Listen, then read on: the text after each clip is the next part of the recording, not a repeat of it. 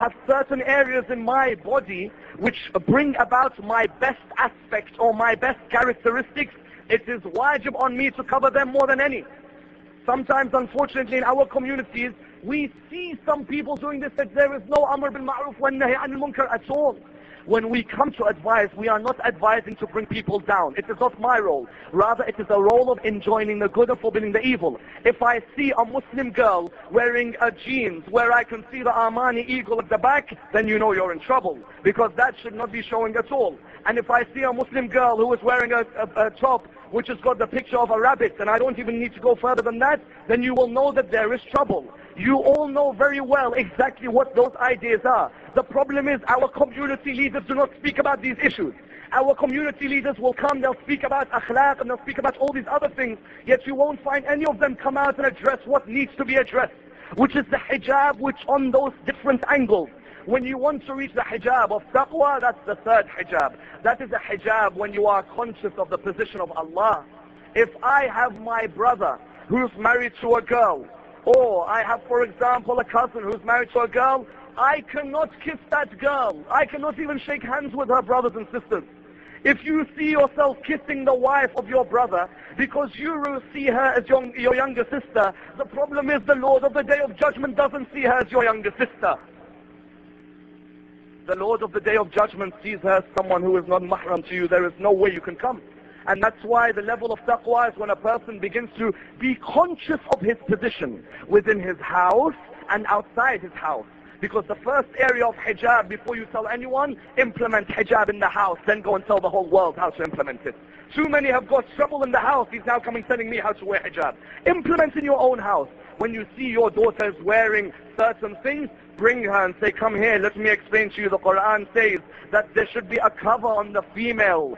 Where we see in the Quran, even the Prophet says, Ya ayyuhan nabi, قل لأزواجك وبناتك ونساء المؤمنين يدنين عليهن من جلابيبهن. Here another higher level of hijab, and that hijab of taqwa is now the jilbab. The jilbab is not like the khimar. The khimar may cover hair, but the jilbab is meant to be a loose form of clothing. Even if I wear abaya, if my abaya is the tightest abaya, I have not done a good job in hijab. What's the point? If I'm wearing the tightest abaya, yes, I may be working up and up and up, but I am neglecting the idea that the reason I am wearing the abaya is that it is not tight. That was the reason in the first place. And that's why we find that the Quran says, ذَلِكَ وَمَنْ يُعَظِّمْ شَعَائِرَ اللَّهِ فَإِنَّهَا مِنْ تَقْوَى الْقُلُوبِ. The one who honors the signs of Allah, he is the one who can reach that level of taqwa. What greater sign did Allah give mankind than Fatima al-Zahra alayha? What greater sign? Where else does a female need to turn about the concept of hijab on the social, or on the spiritual, or on the physical than Fatima? That Imams say, we are the proofs over mankind, and Fatima is the proof over us. Imagine that level. That Allah subhanahu wa ta'ala says, لَوْلَاكَ لَمَا خَلَقْتُ الْأَفْلَاكَ. He says to the Prophet Muhammad, if it wasn't for you, I would not have created the universe. وَلَوْلَا عَلِي لَمَا خَلَقْتُكَ. And if it wasn't for Ali, I would not have created you. وَلَوْلَا فَاطِمَةَ لَمَا خَلَقْتُكُمَا. And if it wasn't for Fatima, I would not even have created the both of you. What level does Fatima reach? That we notice with Fatima al-Zahra, her level is so immaculate that one needs to understand her from every angle. Fatima is not just a lady who cried. Fatima is not just a lady who was oppressed. Fatima is not just a lady who was martyred by those hypocrites. On the contrary, Fatima is a lady who is a beacon of light in Islam. We need to take from the example of Fatima for our daughters. Because if our daughter can even come near the dust of Fatima, she has achieved success. That's Ayman, the wife of the Prophet. Do you know what she says about Fatima al-Zahra? She says, one day I was looking through the keyhole. I saw Fatima sitting in the house. Sitting in the house, she was asleep. Yet I saw her hands were doing tasbih. And the cradle of Aba Abdullah was moving up and down. And she says that the wheat grinder itself was moving one way and the other. She said, I went to Rasulullah. I said, Ya Rasulullah, I saw something unbelievable today. He said, what did you see? That I saw Fatima. And Fatima was asleep, but the hand was moving. Hussein's cradle was moving. And the wheat grinder was moving. Says, Ya Rasulullah, is this the level of Fatima? To which the reply came by Rasulullah, do you not know that the angels serve Fatima? He says, do you not know, number one, that Jibreel is the one who does tasbih on behalf of Fatima when she is asleep? That Israel comes forward, he is the one who rocks the cradle. And Mikael is the one who comes forward as well, and he is the one who moves forward the cradle of Aba Abdullah. We notice here the position given to Fatima al-Zahra, that we find examples in history, especially the monumental event of Fadak. The monumental event of Fadak comes forward for us as an example of Fatima's social hijab, Fatima's physical hijab, and Fatima's spiritual hijab. Because in Fadak we find Fatima shows you what a girl in hijab needs. Number one, speak out against injustice. That a person, when he sees injustice, he must speak out. Our daughters aren't just meant to wear a hijab. Don't make your daughters think that all they are meant to do is wear hijab, get married and be slaves to their husbands. No. A daughter must come out and speak out against injustice.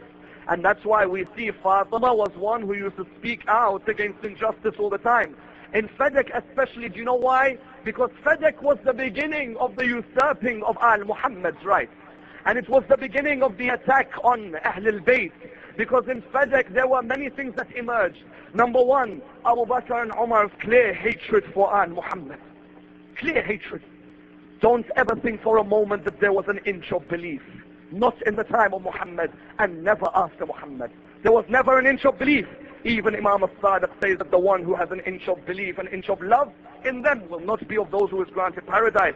The idea is that Abu Bakr knows it belongs to Fatima, yet he concocts a hadith which has no Quranic basis. For what reason? For the reason that Rasulullah, when he defeated the Jews of Khaybar, he had defeated these Jews. He resulted with the idea, the Quranic injunction, that the Jews of Khaybar said, although we will not become Muslims, we will agree that some of our land will be given to you. 1/5, of course, went to Rasul and the other 4/5 towards the Muslims. The Jews of Fadak was a piece of land 3 days journey away from Medina. And do you know what is narrated about this piece of land? It is narrated that by Ibn Abi al-Hadid, who writes in Sharh Nahj al-Balagha, he says that the land of Fadak was as great as Kufa in the 13th century. And Kufa in the 13th century was full of the greatest piece of fruits and dates and so on. And it is written down that what happens is the Jews of Fadak, once they notice that the Jews of Khaybar have been defeated, they come to Rasulullah and they say, you can take the land of Fadak. When they came forward and they said that Fadak had to be distributed, no it didn't. Because Fadak came under a different law in Islam. Because the Jews of Bani Nadir had already given away their land in the 3rd year after Hijrah without any fighting in horses or any camel fighting at all. So do you know what happened? The Quran said, if they do not fight you with horses or they don't fight you with camelry, Muhammad, you can do whatever you want with whatever they've given you. Therefore, a law was already put forward that if someone gives you a piece of land without any fighting, Muhammad, you can give it to anyone. As soon as it was given to Rasulullah, Surah 17, verse number 26, was given to Rasulullah to say that give this piece of land to Fatima. It is a gift to Fatima. It must be given to Fatima. And then what happens is that Rasulullah gives it to Fatima. Abu Bakr says no. He has gone against the Quranic injection. Number two, what happens is that she says, didn't Yahya inherit from Zakaria? Didn't Sulaiman inherit from Dawood? Who would know the Quran better? My cousin and my father, or you and your friend? Who would know the Quran better? Number three, when Jabir bin Abdullah al-Ansari wanted his land in Bahrain, Abu Bakr asked him for no witnesses. But when the Lady of Light wanted her land, Abu Bakr said what? He said, I want witnesses. Which witnesses did she bring? She brought Ali ibn Abi Talib. He said, I don't listen. No. Which love did you have for Rasulullah? Whoever in our communities tries to defend them, it's got nothing to do with Al-Muhammad.